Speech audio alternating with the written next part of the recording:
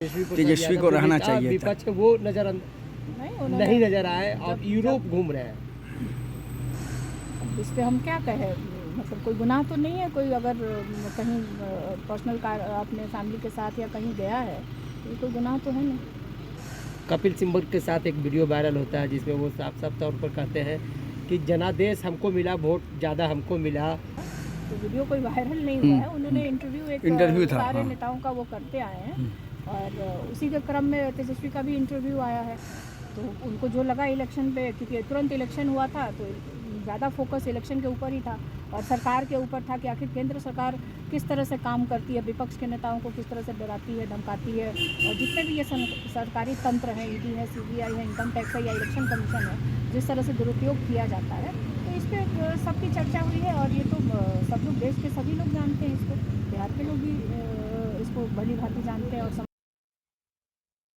बिहार के सबसे बड़े राजघराने यानी लालू परिवार की चलती इस बार चुनाव में नहीं चल पाई, यानी लालू के होते हुए तेजस्वी को मुंह की खानी पड़ी। और लगातार जिस चाणक्य के तौर पे, किंगमेकर के तौर पे लालू यादव को जाना जाता है, लालू यादव के रुतबे वर्चस्व को सभी लोग पहचानते हैं, लेकिन इस बार जो तमाम लालू यादव अपने बेटे को मुख्यमंत्री बनते देखना चाहते थे, तमाम रणनीतियों की तैयारी में लालू यादव लगे थे और तमाम अपने दिमाग से, अपने चयन के अनुसार सीटों को बांटने का काम किया था। लेकिन लालू यादव भी इस बार नीतीश कुमार के सामने चारों खाने चित हो गए, यानी आरजेडी 25 सीटों पर ही सिमट के रह गई। और इस चुनावी नतीजों में कहीं ना कहीं आरजेडी मुंह दिखाने लायक नहीं रही और इस चुनावी नतीजों में लगातार तेजस्वी के चेहरे पे सदमा और तकलीफ, दर्द देखने को मिली। नतीजे आने के बाद लगातार तेजस्वी मीडिया से दूरी बनाए रखे, शीतकालीन सत्र को लेके 2 दिनों तक उनकी मौजूदगी रही, उसके बाद वो कहीं ना कहीं नदारद रहे।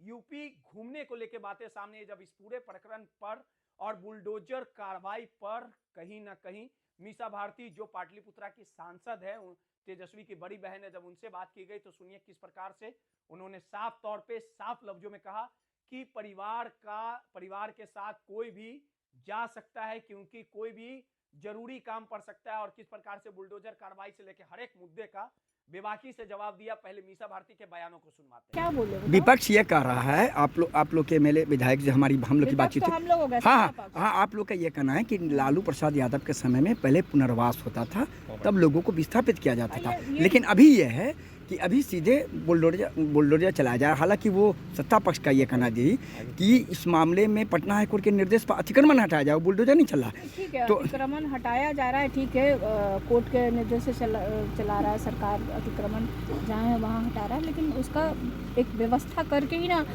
आप किसी को वहाँ से हटाइएगा।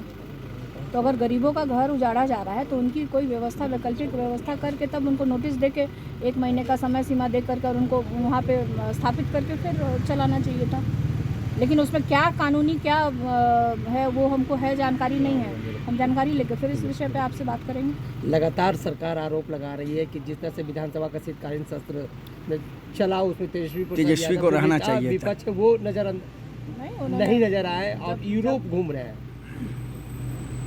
इस पे हम क्या कहें, मतलब कोई गुनाह तो नहीं है। कोई अगर कहीं पर्सनल कार अपने फैमिली के साथ या कहीं गया है तो कोई गुनाह तो है नहीं।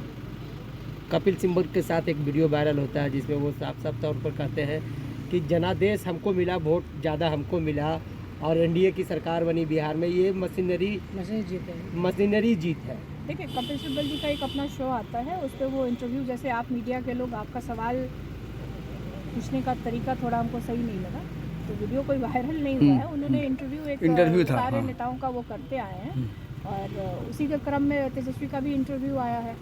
तो उनको जो लगा इलेक्शन पे, क्योंकि तुरंत इलेक्शन हुआ था तो ज़्यादा फोकस इलेक्शन के ऊपर ही था और सरकार के ऊपर था कि आखिर केंद्र सरकार किस तरह से काम करती है, विपक्ष के नेताओं को किस तरह से डराती है, धमकाती है, और जितने भी ये सरकारी तंत्र हैं, ईडी है, सीबीआई है, इनकम टैक्स है या इलेक्शन कमीशन है, जिस तरह से दुरुपयोग किया जाता है, तो इस पर सबकी चर्चा हुई है। और ये तो सब लोग, देश के सभी लोग जानते हैं इसको, बिहार के लोग भी इसको भली भांति जानते हैं और समझते हैं। इस तरह के रिजल्ट की आशा थी आपको?